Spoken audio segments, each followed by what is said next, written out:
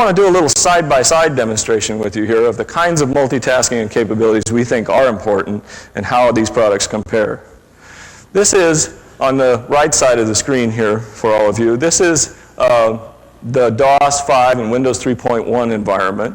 It's running on a PS2 Model 7486 system with lots of memory. On your left, we have the exact same system environment, identical hardware, and the difference is we're just running OS 2 2.0. And I want to show you some examples of what we think is important performance. We're going to start up a DOS backup application here. We're going to back up the hard file to disk, something that many users should do more of, actually. And while we do that, we want to switch to another DOS application in the Windows environment. This is a very simple-minded editor, and we want to try to do some other tasks while that long-running backup is going on in the background. So I think we've got a microphone over there on the keyboard, and we'll try to do some typing here. It's still moving the window. It's not getting to the keystrokes yet. There we go. Now, there's the keystrokes. We get totally out of sync here. We get more than 10 keystrokes behind because in the DOS world, we're sort of limited by the cooperative multitasking that's available. And so if the backup program doesn't give back the CPU to the other applications in the Windows environment, then they can't keep track of what the user wants to do. Now that's not multitasking that works. Okay? Let's look at OS 2 in that very same environment, identical hardware, identical applications. We're going to start the backup in OS 2. And then let's move that window around, make sure it really does move around. Yeah, it's very interactive and responsive graphically. And let's try some keystrokes over here in this editor. This is the exact same editor, exact same DOS program. And it tracks exactly the keystrokes that the user does.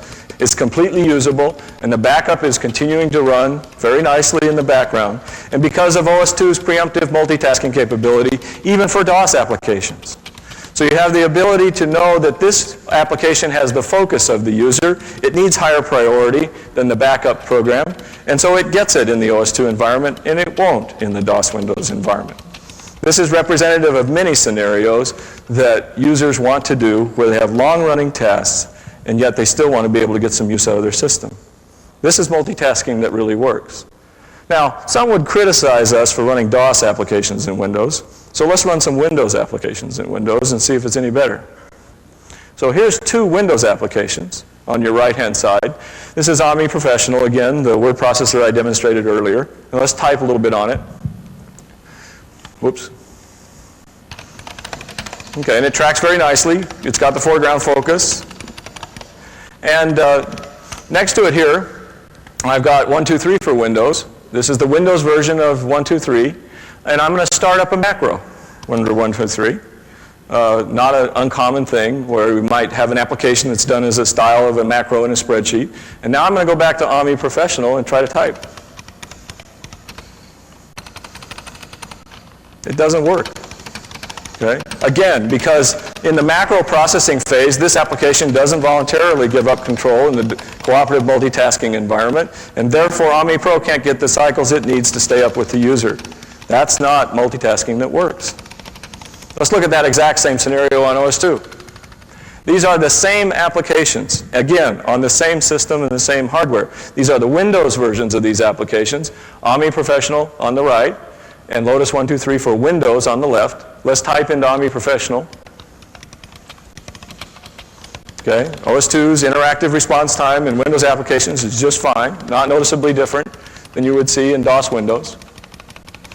All right, let's start up the 123 macro. This again is the exact same macro. We'll start up the processing. Now these Windows applications are running in their own separate virtual machines and can be preemptively multitasked by OS 2 just like the DOS applications were. So there goes the spreadsheet macro, and now I can type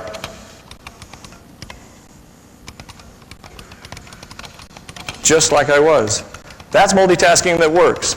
I can let long-running tasks work in the background. I can print. I can back up to disk. I can run Windows applications and OS 2 and DOS applications interchangeably, continue to get real work and productivity done okay, in the OS2 environment on exactly the same hardware just by changing the operating environment. That's why we say it's real multitasking.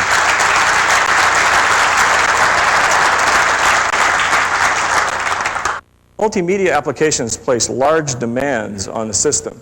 They are the most stressful applications that we work with now because they need large amounts of data. Audio and video information, motion video information is enormous in size.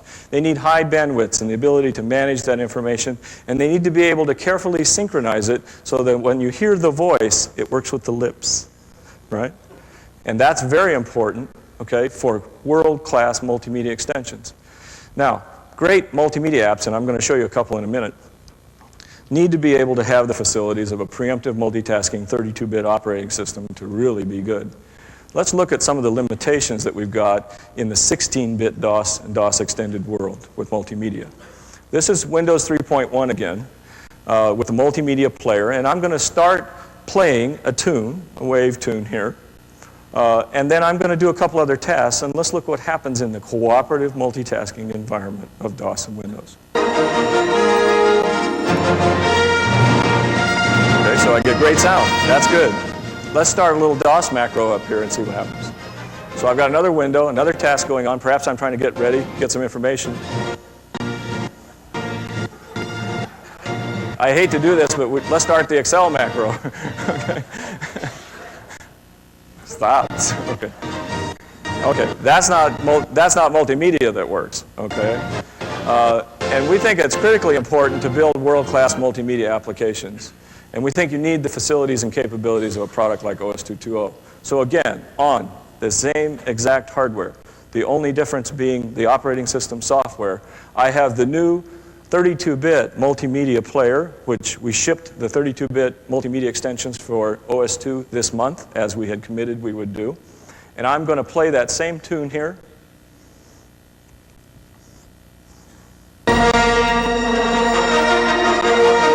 And I'm going to start the DOS application, the same DOS macro. And I'm going to start the same Excel macro. And that's multimedia that works.